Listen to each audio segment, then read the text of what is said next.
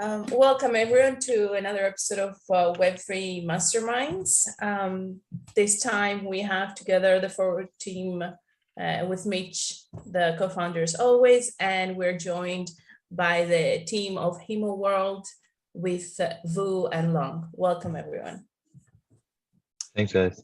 Happy to be here. So thanks for having us. let's jump right into it. Vu, would you like to tell us a couple of words for Himo World? What's it all about?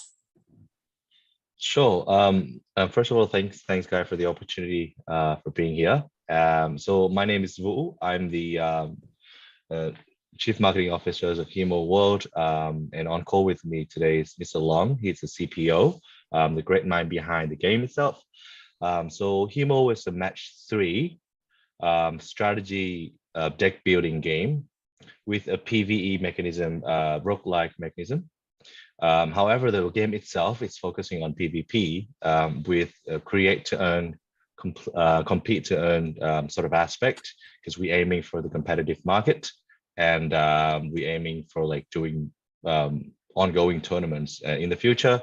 Of course, the game is free to play, but because we wanted to build it as easy and as welcoming as possible for the largest community as we could accommodate.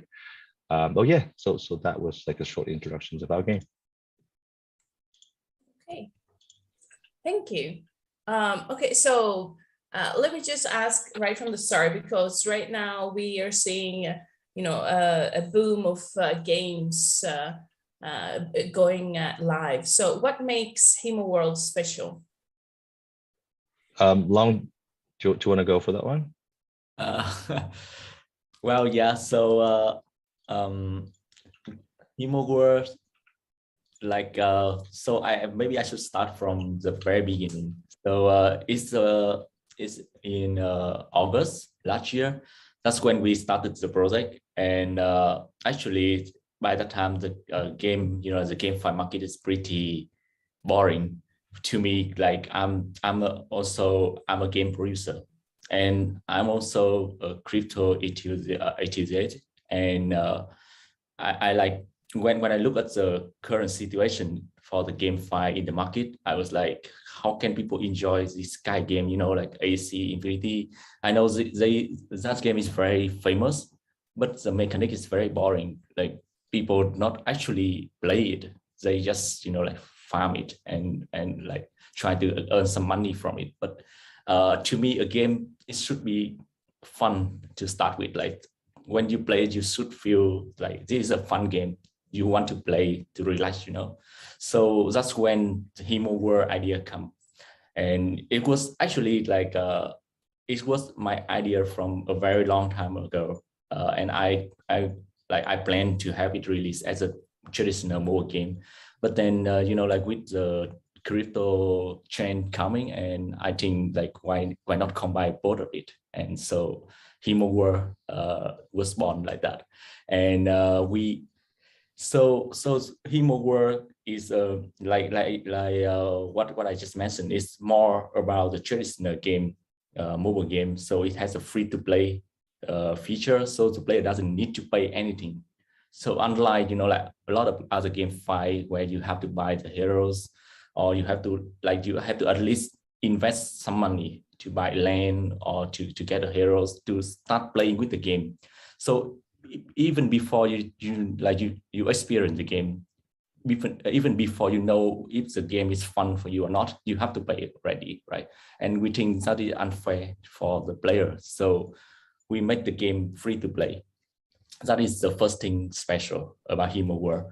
And the second thing is because we like for me, I've come from traditional game developer.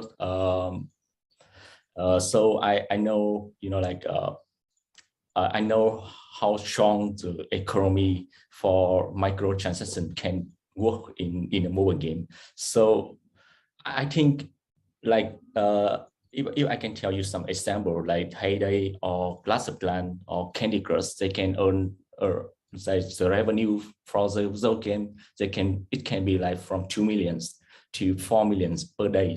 So the revenue is very huge. And what we are thinking is we don't need to, we don't need to have a lot of investor pouring the money in the game to make it profitable, but instead we make a game that's fun for the player, and we utilize the microtransactions. And then instead of getting all the revenue from the the game like the traditional mobile game, we will distribute the revenue back to the players and make it profitable that way. So yeah, so that is like the two things special about Himo World. And of course, the gameplay is original and it's very interesting as well. But I guess that will be a very long kind of talk to get into detail for everything in the game.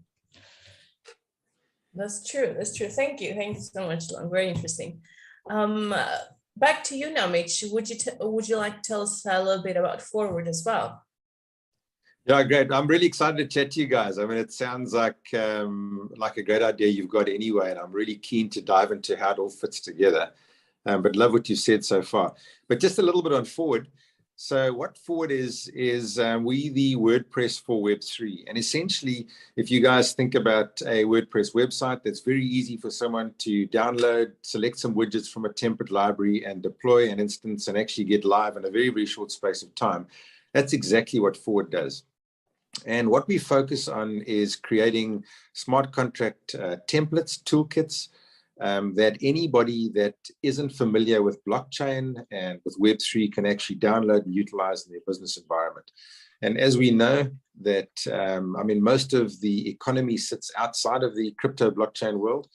And it's actually sometimes really difficult for people to come in and to adopt it because it's clunky and they don't know how to set up wallets and MetaMask, et cetera, et cetera. But with what we do is we provide a seamless no-code environment.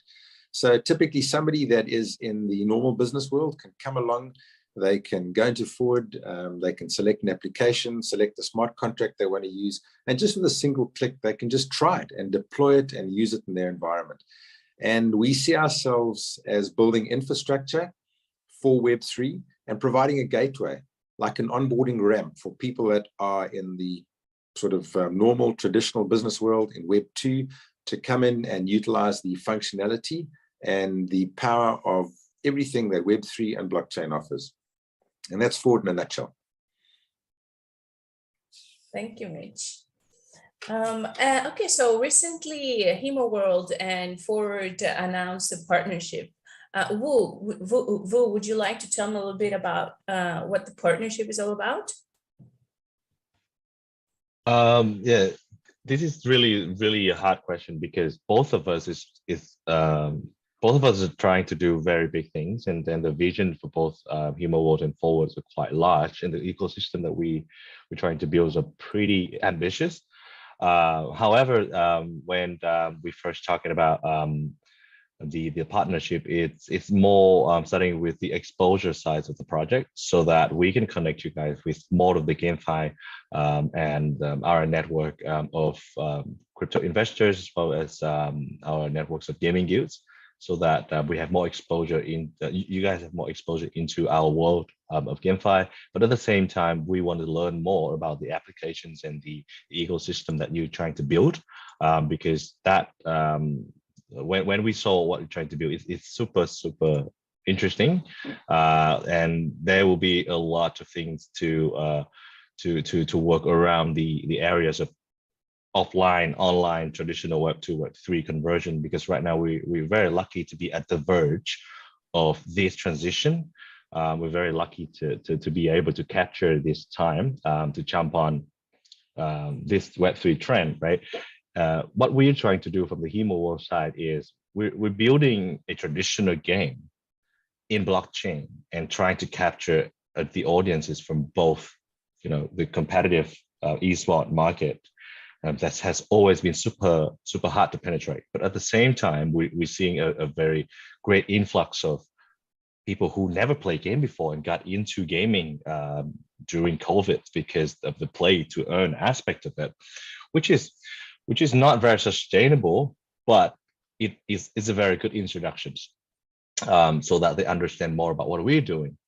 So we need all sorts of partnership possible in terms of exposing ourselves into both space, traditional space and the crypto space. And it's hard to sort of walking on that sort of threshold without a very clear vision. But then we saw you guys are actually trying to do the same, reaching both worlds and working on both kind of technology, working with very, very big traditional brand like you mentioned Netflix, I think Shein, Sephora, and they don't have a very they're all traditional businesses, right? And there's not a lot of mutual language that they're sharing right now. Each of them is focusing on their own niche and their own marketplace. You also mentioned EB Games, which is very, very big in Australia. And that got my attention. Like if you guys have followed through with this vision and help out EB Games to enable them to bridge to enter the Web3 world, I think that's going to be a huge success. Because I know how big they were in the traditional gaming world, and right now they have more than 1,000 outlets in Australia. If you can just turn that a small portion of that into like what we are operating right now on the online competitive gaming world, and then on the cryptos GameFi world, it's going to be explosive. It's as exciting as the penetration of metaverse right now. It sounds it sounds crazy, right? Metaverse, nobody knows what's going on, but I don't know. Yeah, it's a very exciting partnership. So to wrap up my spiel, I don't know why we're here. I don't know why we like exactly what we're gonna do next, but there's a aligned vision, and there's a lot of work to do from both sides. But I'm glad that we met each other at this time, because it's going to be super rewarding. Yeah, I agree 100%, Vu. It is an amazing time that we're in and we're going into. And it's funny, you know, what Long was saying about creating a game that's fun and that you know, people can utilize, and that's how you really capture attention. I mean, it really is. I love what you guys are doing, because it allows people to enter the space in a very intuitive, fun way, and it breaches that gap between, you know, so much is about education and learning, and if you can teach somebody through a game and help them adopt, you know, what we're trying to do on the inside of Web3, it really makes it a lot simple. And I just wanted to ask you, like, when you look, I mean, you mentioned the metaverse and what have you, how do you see like what you guys are doing with bringing in new users, developing obviously with NFTs, etc., and helping with that education of a community in onboarding them into this whole Web3 space? Is that something you guys focus on, or how would you see Himo World doing that? Long, can you help out here? I'm thinking about it. That is a very good question. Yeah. So so I will also think about it, and like, I mean, so like the biggest barriers for player when they come to GameFi, as for other game, is that they have to at least, you know, like know how to purchase heroes, or like how to interact with the wallet, like in order to start, right? Like they have to purchase something, so they have to know at least how to, like, let's say, buy Ethereum or buy BNB, and like how to connect the MetaMask and etc. And like there are a lot of steps that I think that is like a very great barrier for the new players, like especially for the player who's not really familiar with crypto space. But for us, first we make the game free to play, so we don't require the player to connect the wallet at all. So the player just need to, you know, like register an account normally, like how they do for any other game. Just an email address, register it, try it, play it, and if they like it and they want to, you know, dive down deep into the game and know more detail about the game, and like really invest in the game, that's when they will need to, you know, like research about how they can interact with the crypto space. And for that, we also will have a series of, you know, like tutorial video to help the player to easily like from zero with zero knowledge, and they can easily know how to start purchasing or start trading in the game. And in the future, we also think about, like, in the future we might even include the function in the games that allows the player to directly like purchase the hero using credit card. So there's no need for them to actually like interact with crypto, unless they really want to to learn more about crypto, or like want to try to trade the heroes on the marketplace, on decentralized marketplace. So yeah, so we will prepare all the material needed for them to do that. That's actually very smart. I think capturing attention and getting people in without any barrier to entry really makes it simple. And it's what we sort of focus on at Forward, is trying to eliminate the ambiguity in the whole system and allow people to try it, which is exactly what you're saying now. Come in, try it, have fun. If you like it, you take the next steps. And it's almost like having, I suppose, a basic and an advanced functionality. If someone is more crypto native, they can follow. Yeah, that makes a lot of sense. Makes a lot of sense. Okay, so how exactly, because Vu mentioned before that you're trying to bridge two worlds of traditional gaming and then the crypto space. So how exactly are you appealing to the traditional players? Is it the free to play feature, or are you applying some other strategy there as well? Yes. So you go first, because I know what you're going to say, but I'm going to help you out with the rest. Okay, so I will just tell a very brief thing about the idea that I have. So first, the game is free to play, and it will be published in the Apple Store or Google Play Store. So a player can easily approach the game, and they can easily download and try it. And the second is because I'm a game producer, so I have launched like pretty much a lot of games in the past, and I also a gamer myself, so I know like what the game community need from a game, like from the publisher, right? So we start building the community, we start building the game guild, we start working on the wiki, so the gamer and they will feel very comfortable when they play the game. They can find all the materials they need to play it. And also we are planning to have a partnership with like a lot of like a celebrity or famous figure in the gaming industry, or like even some hardware company. So probably that is where Vu can fill me in. No, that is exactly the high level directions, because we're trying to spread ourselves into both battlegrounds, right? We have to satisfy all of the strict requirements of how a successful traditional game should be, from gameplay, from community, from longevity, the economy system. How can we increase the replayability and keep people already coming back? There are millions of games out there. If you browse the Apple Store, Google Play Store, there's a lot. So the competition is already super fierce. So we have to see, okay, do we have the gameplay? Do we have the core value of the game that is appealing to everyone who's a gamer, right? But at the same time, we want to see, okay, what is a good crypto project looks like? And that is challenging in itself. A lot of the game that Long mentioned last year was falling into the play to earn genre, when the economy model is sort of built on a Ponzi scheme. If you got in first, you get a lot of rewards, you create the FOMO, people following, the rewards run out.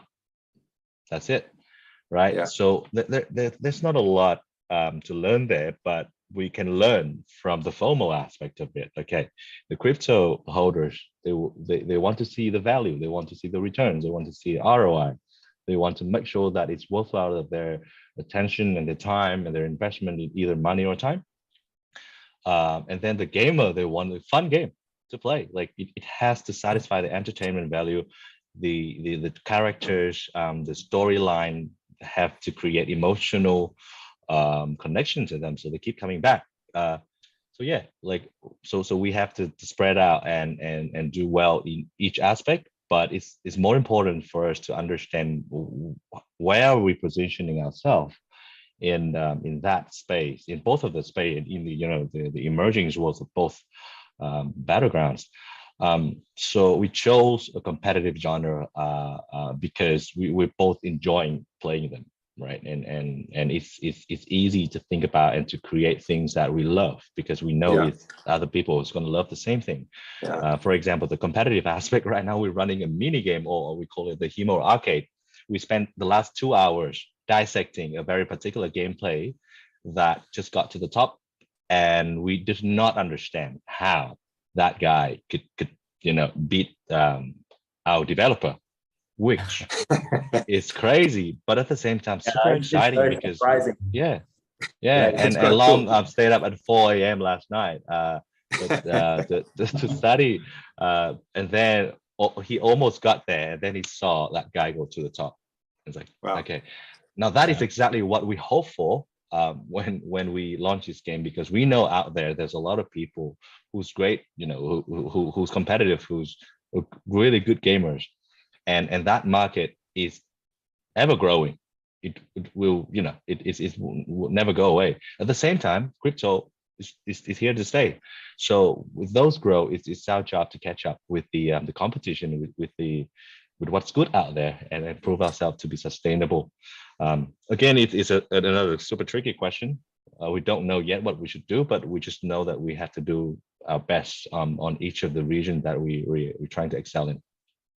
Yeah, and maybe it's not.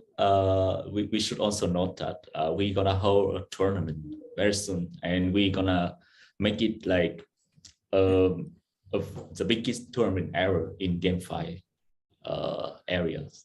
So that the prize gonna certify the the crypto user, and the intents of the tournament gonna certify the gamer for sure. So yeah, we're trying to do something like that. That sounds amazing. What I'm interested in is you have the tournament and what have you. How would you obviously attract new gamers, so traditional gamers, obviously into your space? I mean, what does that user journey look like to somebody that's outside? They might not play your game. They see the tournament, and how do you get them from there, from being a traditional gamer into a Web3 blockchain type space, that experience, to educate them into really fully engaging in what you guys have built? Yeah. So one thing is, so the first thing in GameFi is very famous nowadays as well. Like, I mean, it's not like the gamer not gonna like totally, unknown about the GameFi. They have heard about it somewhere, but they're not really into it. And the second is, the way we're trying to do is we will work with the KOL or like the famous streamer, specifically in gaming industry. So those KOL and streamer will help us to,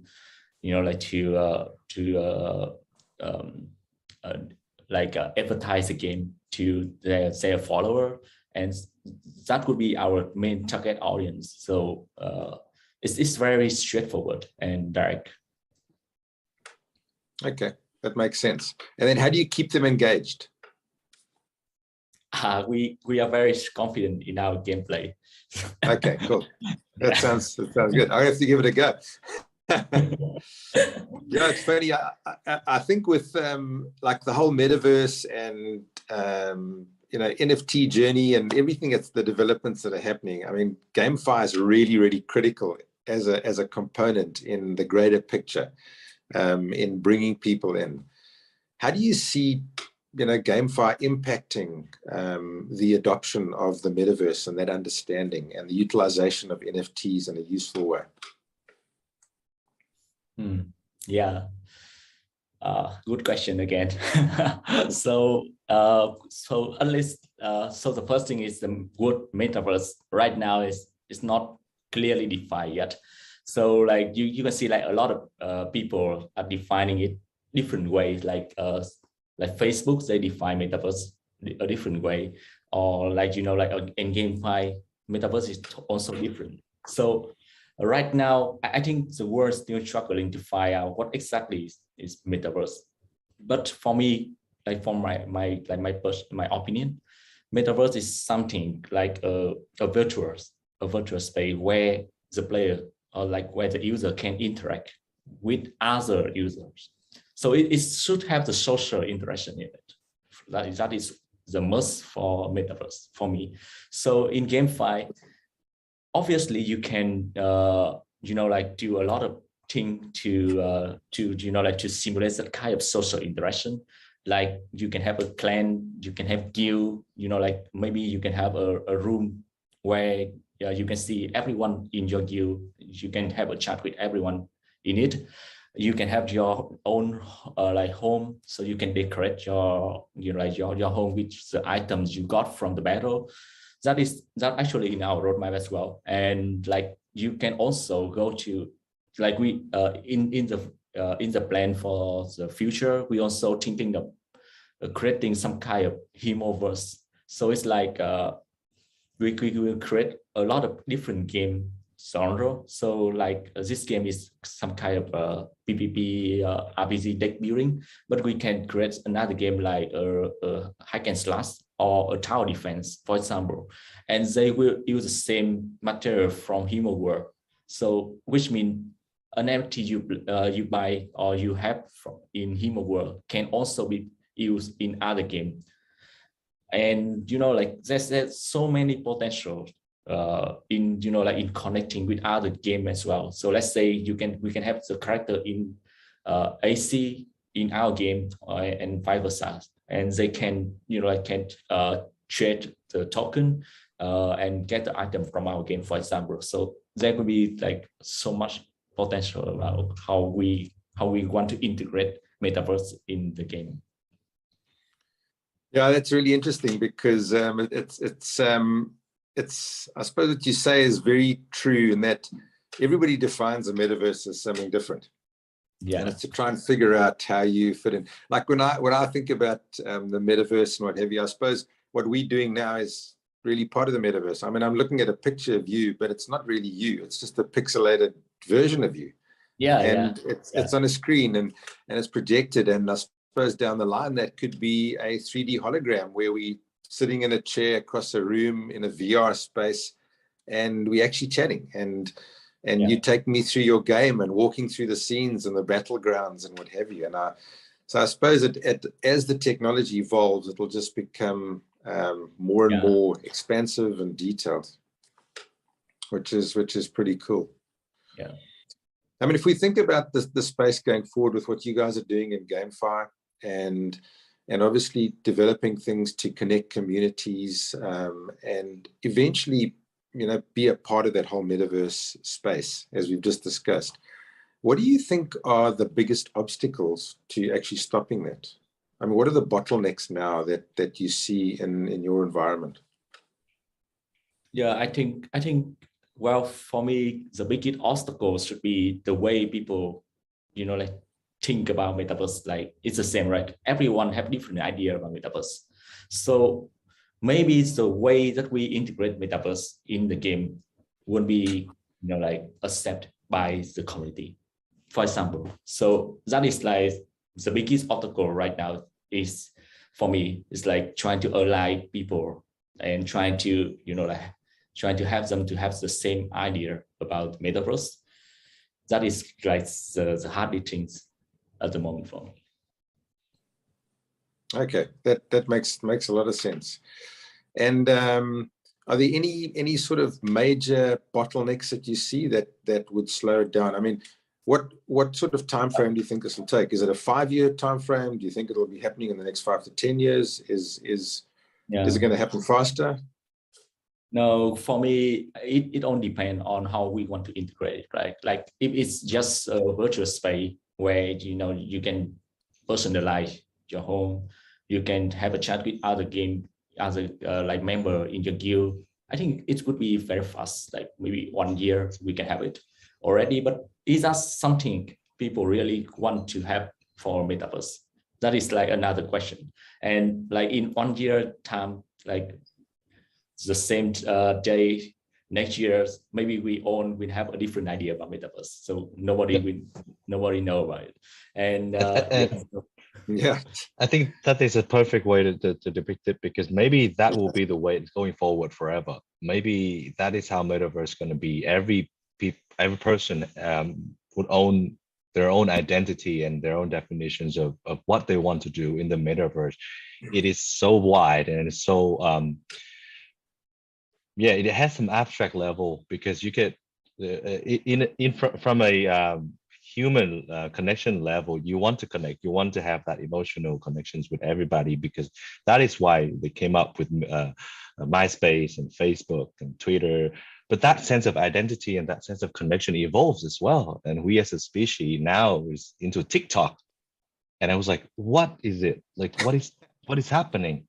Right? You're laughing because it's crazy. Eh? That's right. I know, You're 100% right.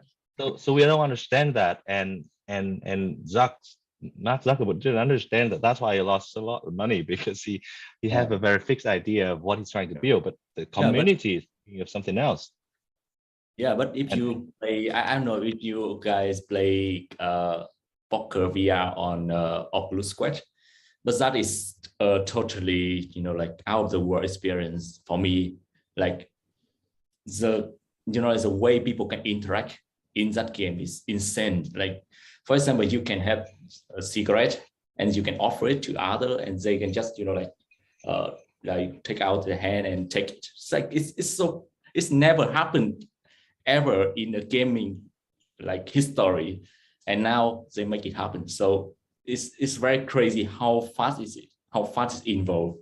And I mean, this is just the beginning. So like there's so much.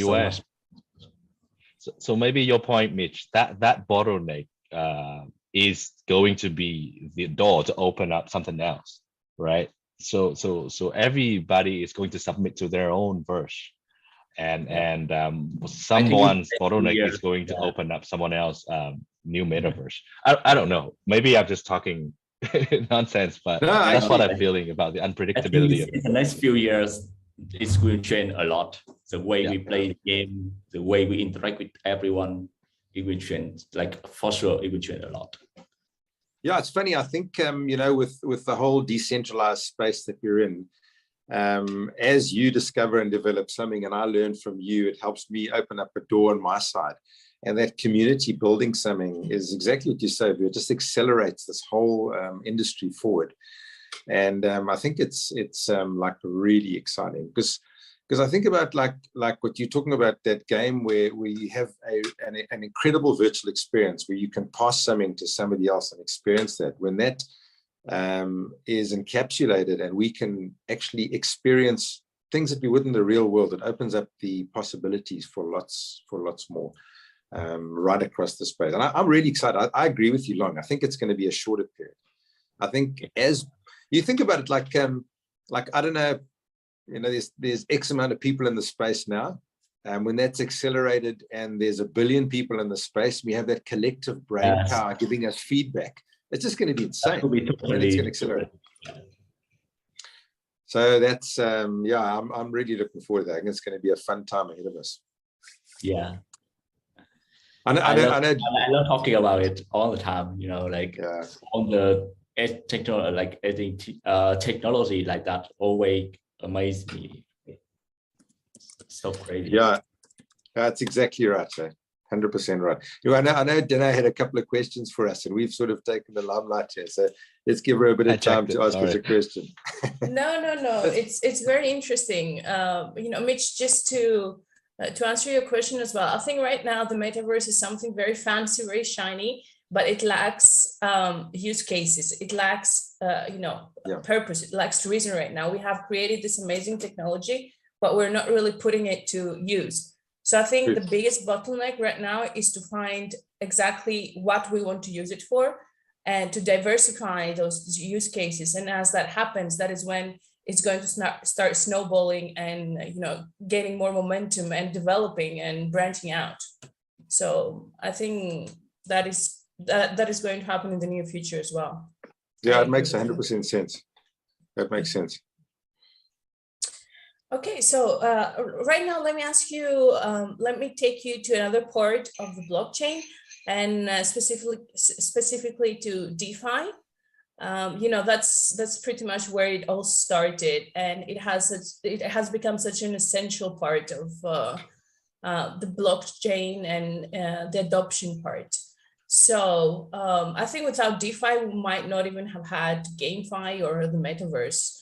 So how do you see DeFi evolving in the future? Do you think that it has reached its peak, or that it's going to develop even further and help decentralization in more sectors as well?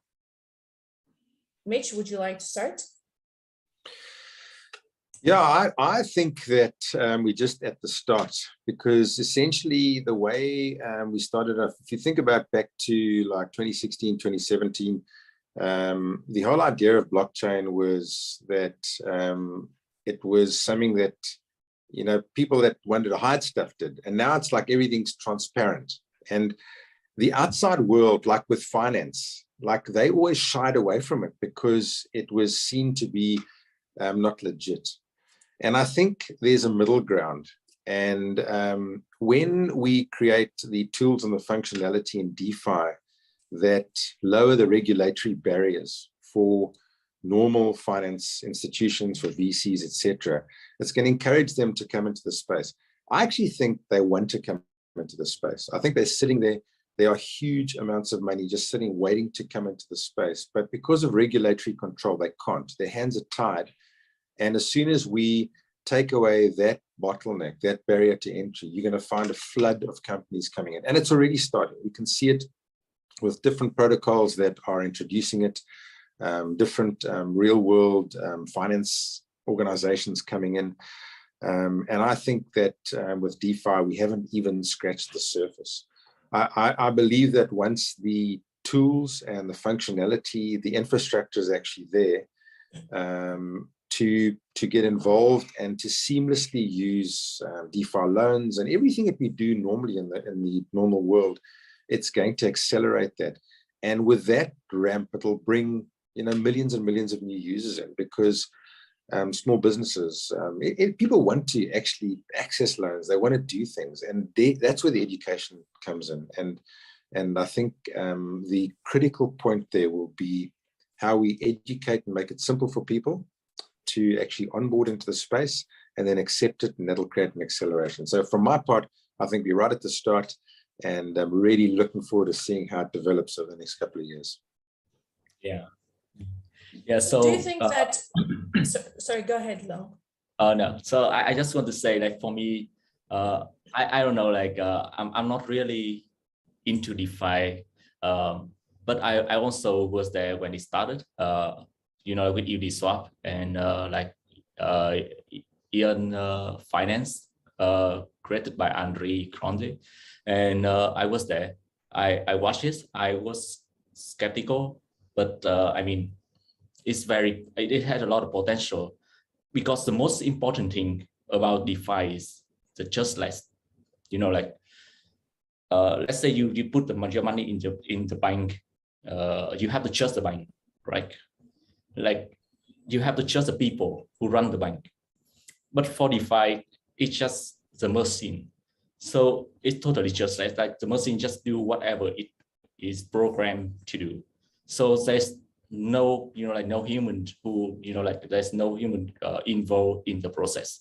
So it totally, I mean, I feel very safe if I put money in the DeFi. Like, let's say the contract is audit and, you know, like verified by a lot of other like user, then I feel it's much more safer than putting the money in the bank.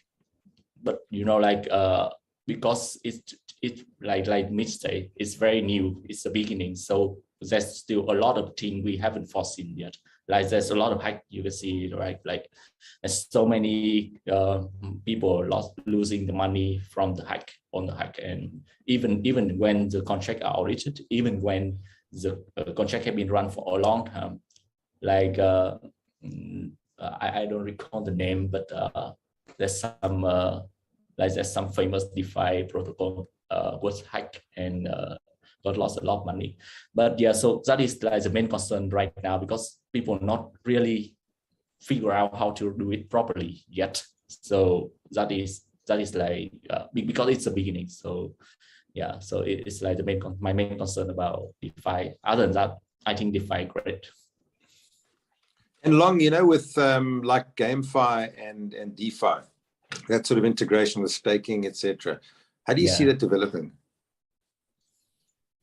Well, honestly, I don't feel, like, well, I mean, for me, I don't feel the staking should be a part of the game or not. I don't really see like how it related to each other, So that's why we try to make Himo work using a different kind of model to earn here. So like I mentioned before, so all the revenue come from the game.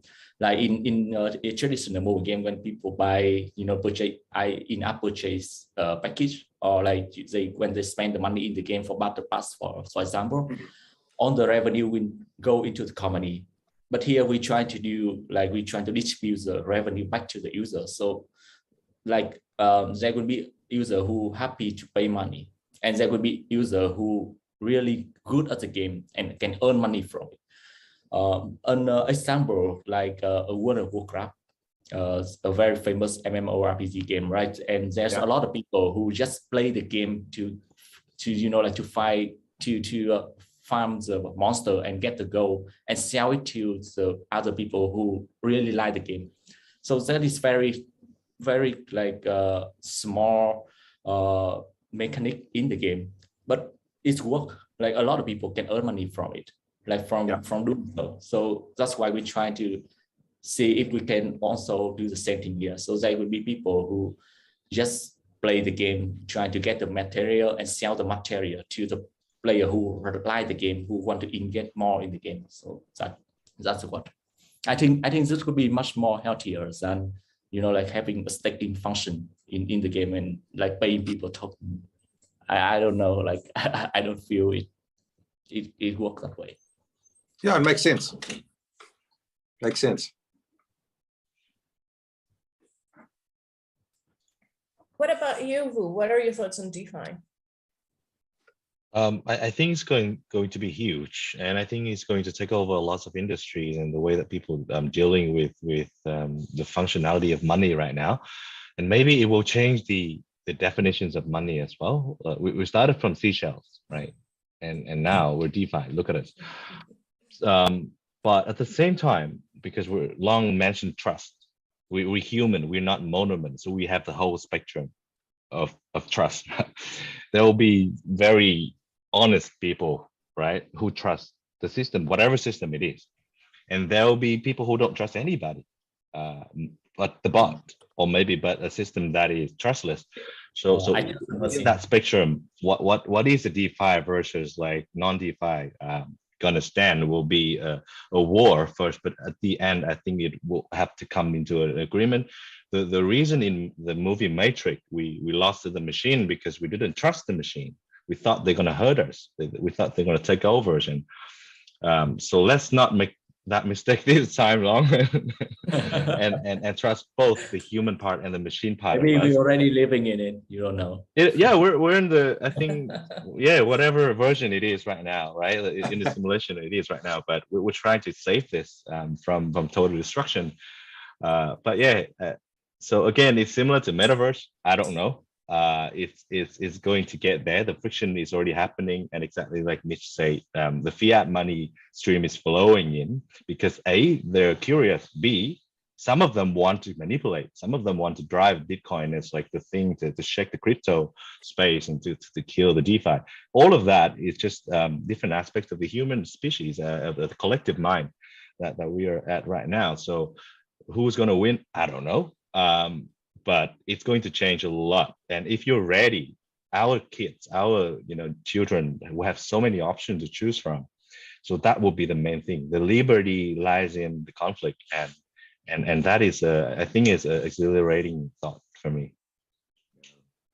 So do you think Do you think that regulation is the stepping stone of mainstreaming DeFi?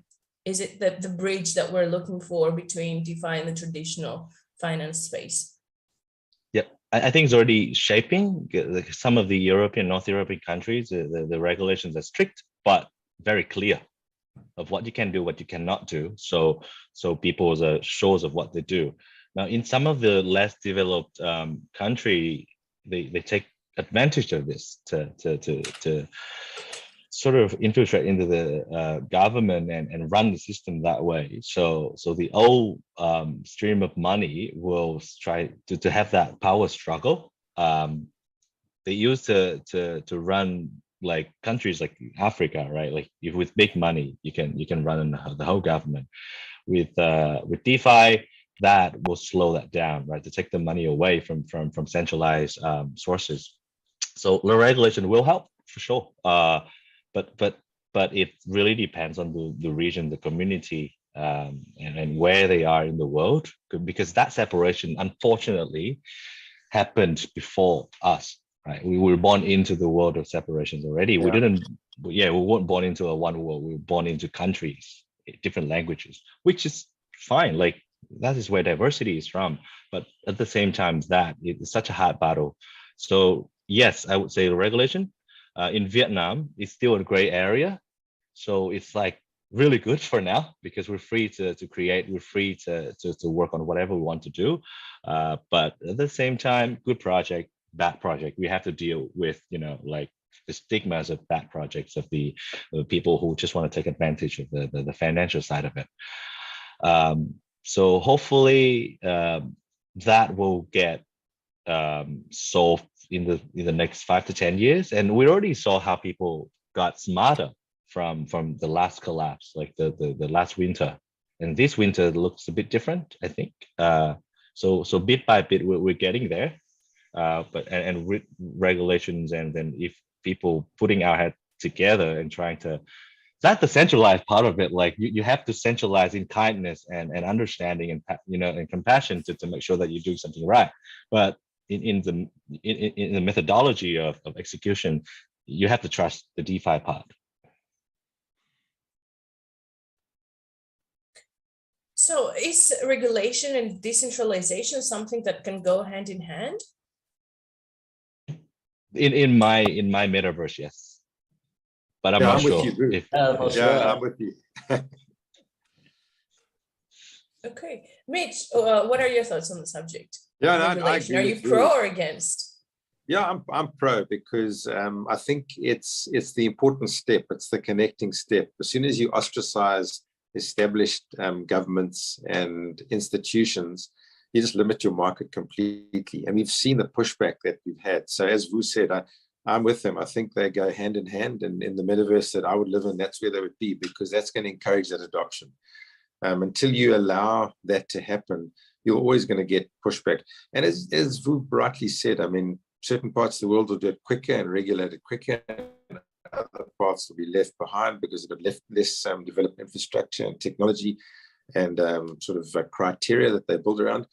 But eventually, they'll end up being a system that is accepted and utilized by the majority of the world. And I think that'll create an inclusive society and lower a lot of the borders that we see now that we've actually been categorized into. And that'll be a good thing for humanity as a whole to encourage a bit more inclusion and allow people that I think maybe level the playing fields and allow people that don't have access to what like developed countries have, just give them an equal opportunity, because the ability, the talent, etc., is no different right across the world. It's just the availability to that opportunity that separates us, really. And I think this will help towards creating a level playing field. Okay, very insightful. Yeah, I think I sorry for stealing this again, but I think I need to add that onto to Mitch's point. The talent is everywhere. You're right. Like it's really interesting. 7 billion people or more, and the talent is like start dripping throughout the globe. and there should not be any border for talent to rise, right? So I had this conversation with Scotty Beam.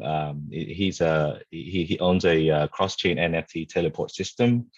He's trying to connect all different like NFT and to connect them cross-chain. And found out at the end of the call with him, the first call, that he's in Kiev.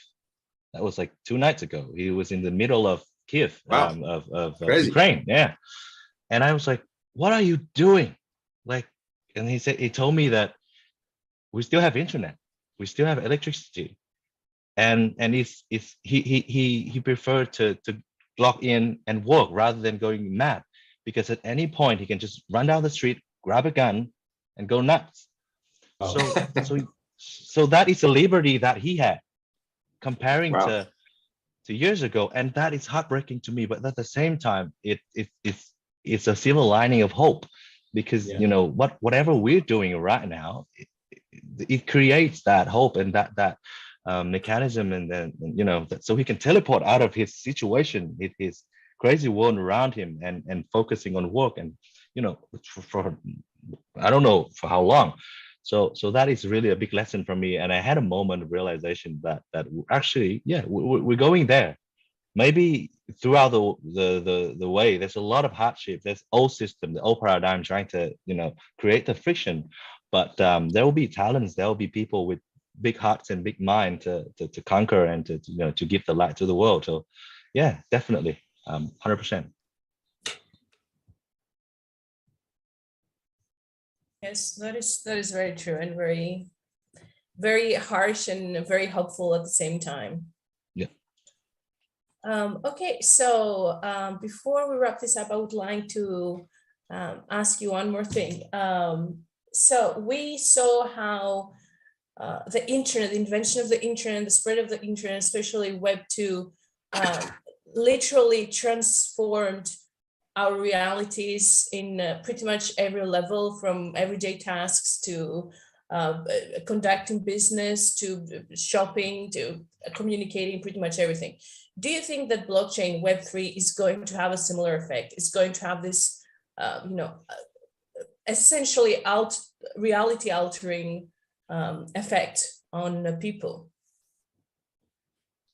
Yeah, so I think it's already happening.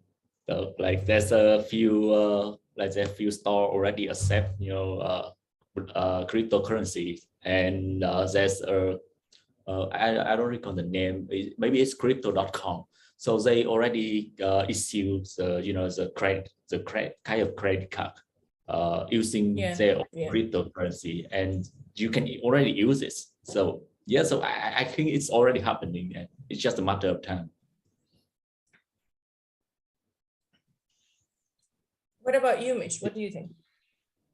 I agree. I think it is what Lung said, it's happening. And I think, when the reward is great, then more people participate. So as the market grows, you're going to find more mainstream organizations getting involved, because they're either eroding market share in what they're doing in the traditional world, or they're trying to capture new market share in a new developing world and of Web3 and blockchain. So I think that's exactly what is going to happen. And I think it's going to be something that becomes a part of our lives without us even knowing it. So like if you used a crypto.com credit card and you swiped it at a terminal, the vendor might not know that it's linked to a crypto account, and you wouldn't even need to know. If you gave it to your partner or your kid or whatever it was, they wouldn't need to know that.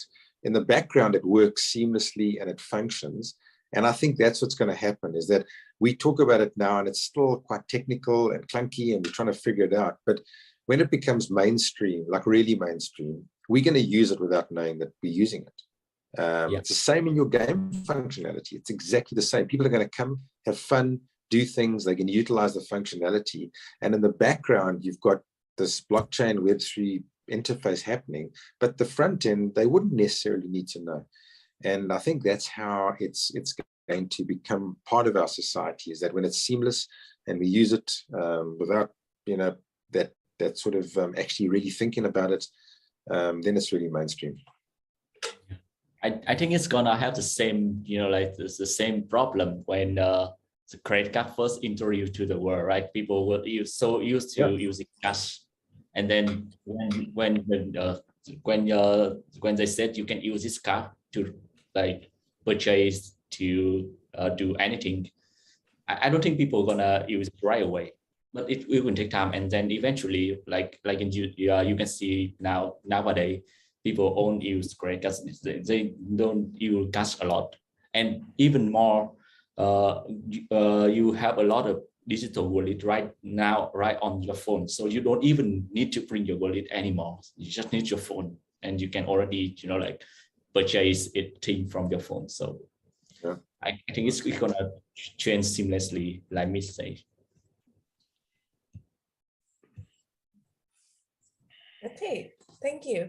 Vu, do you have any final thoughts on the subject? Not really. I think that I'm on the same page with Long and Mitch. I know that now in Melbourne, where I live, I can go to the news agent and start buying, I think Bitcoin, Ethereum. I think the maximum they allow us is 10,000 Australia, it's like about 7,000 to 8,000 US dollar. But that's fun. That's pretty great. So, however, the tax people they're watching. Yeah, so, you're right. So for that to happen, they're already watching, right? So that's fine though. That's fine. It's every government, they have their own way of watching, and I think it's essential because right now everything is still very early. But it's just more freedom, and it allows more people to participate. What I'm seeing in the future is my kid and my grandkids, when you open their phone or whatever thing they're gonna have then, they're gonna have about thousands of cryptocurrency. Yeah, thousands of them. Because they play thousands of games like Himo World, right? They will have like Himo and this and that, because they have airdrops and all of that. So so they will be owners. They'll be rich. They'll be much richer than us. They don't have to work. Right. For sure. Yeah. That's the metaverse I want to live in, where I can play Himo, and that's my job. That's what we're doing right now. That's the biggest dream. Okay, so instead of closing statements, I would like to ask each one of you to give me one word that you associate blockchain with the most. Just one word. If you had to describe blockchain in one word, what would you use? Mitch, would you like to start? Yeah, I'll start. The word for me is definitely freedom. Freedom. Yeah. Okay. Yeah. Long, what about you? I always like the word inevitable. Cool. Okay, yes. Very nice. Very nice. And Vu, what about you? Let's say I would choose connectedness. Connectedness. Because it's not gonna leave everyone behind. Yeah, very nice. Okay, so I think that was it. Thank you for a very, very interesting conversation. Thank you so much for joining us. And I'm really looking forward to what Forward and Himo World are going to achieve and develop together. Likewise. Yeah, thanks so much, guys. Really nice chatting to you both. Yeah. Thank you so much for having us. I think next time we should talk about NFT. Cool. We'll have the topic for next time. Let's just have to time it right, because this can go on forever. Thanks, guys. You're right. All right, 100%. Thank you so much. Bye. Take it easy, guys. Bye-bye. Bye.